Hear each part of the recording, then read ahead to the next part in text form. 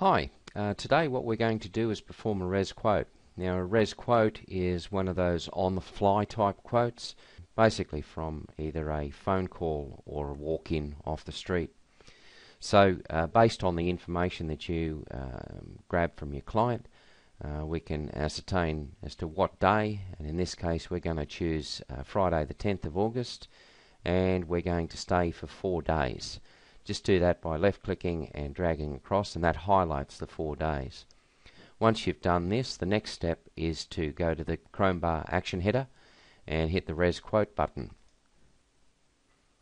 In hitting the res quote button, it'll bring back a quote in the left hand side of your panel, which will have a breakdown of the fees based on the deluxe spa room which was chosen first off. If there is a deposit policy that's in place, and in this case it's a Spark package deposit of 10%, which will take 10% off the booking for payment immediately.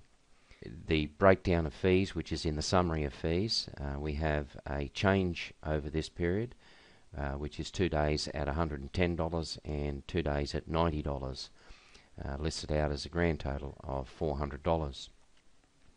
You'll also note that below there is a summary of the taxes involved, and in this case GST of 10% is inclusive, so that is a part of the $400 grand total.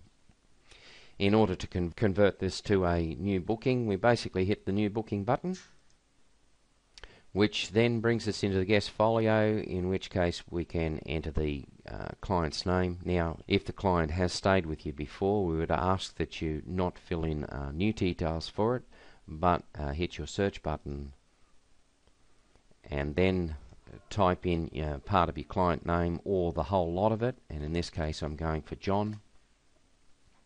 Okay, and John Smith has stayed with us before, and it has returned his details straight up. If there were many Johns to choose from, it would have a list of those Johns.